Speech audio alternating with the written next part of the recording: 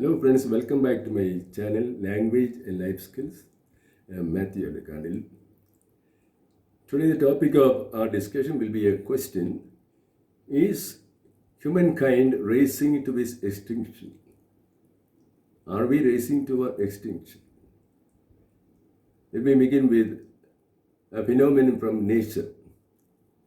Towards the end of the monsoon season, someday in late June, a strange phenomenon is seen on the seacoast.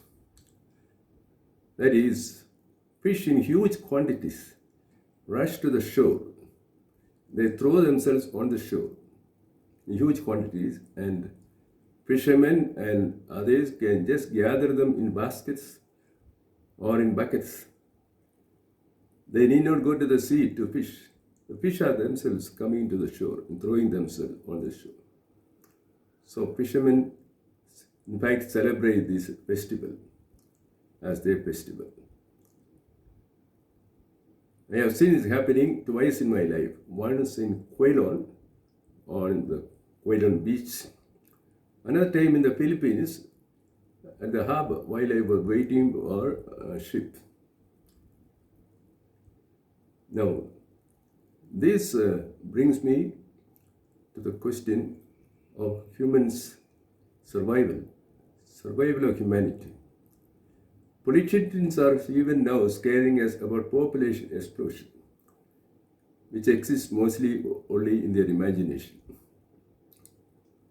For example, in the state of UP, the government has imposed a two-child norm.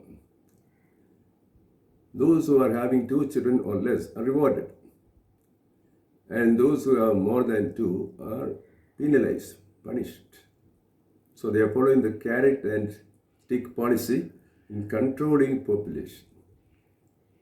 But they do not know the present situation, the gathering trend about population fall.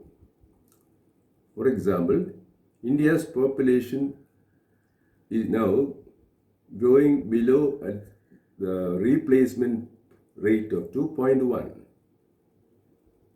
If the population rate goes below 2.1 growth rate, then it cannot replace itself. India is heading towards that. In China, the population birth rate is already below par at 1.7. Similarly, also in USA, in several other European countries, the birth rate is below the replacement rate.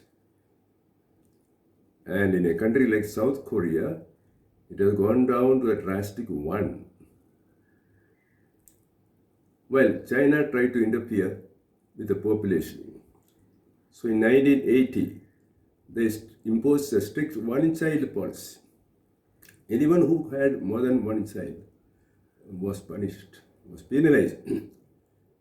And they followed a very oppressive policy towards families having more than 1.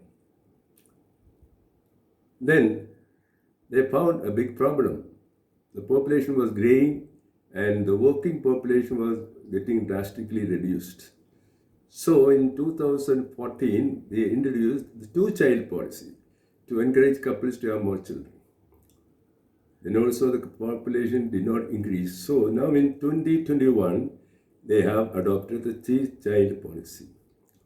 So China has burned its fingers interfering with the population. And it is much easier to reduce population through many artificial means than make the population to increase. If you look at the fertility rate at the global level, these are the figures. In the 1950s, every woman had 4.7 children.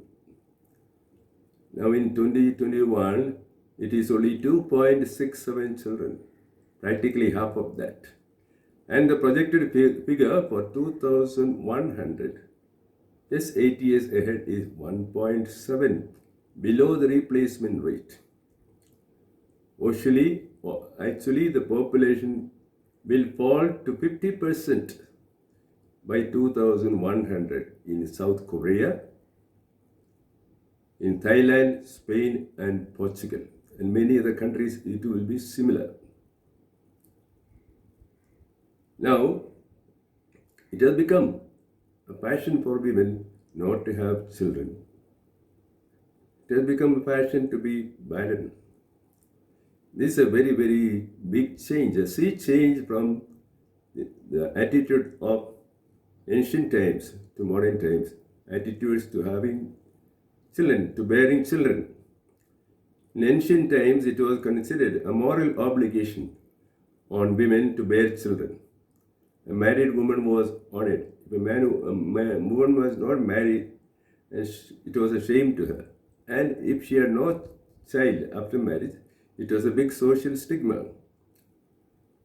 And she was dishonored in society. So marriage was honorable and barrenness was cursed. It was cursed. A barren woman was cursed. In the Middle Ages, barren women were called witches. They were branded as witches and they were flogged. The new trend is, a growing trend is that marriages are delayed, or that they marry but want to have no children. This is very much so in the US. Or the latest trend is there is no need of marriage at all. In fact, there is a no marriage movement in South Korea. This is the world in which we are living, and this is the growing trend, anti-family, anti-child.